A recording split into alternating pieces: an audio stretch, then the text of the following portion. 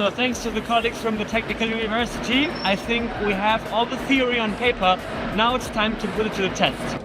All we need now is an Airbus A380, and it happens I just don't know where to find one. Let's go.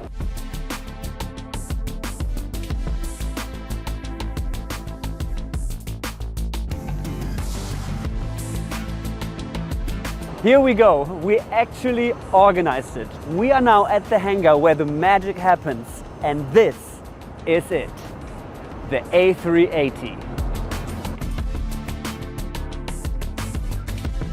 We also found out that if we manage to pull the A380 with the Parkside Performance 12-volt cordless drill driver, it will be an actual Guinness World Record.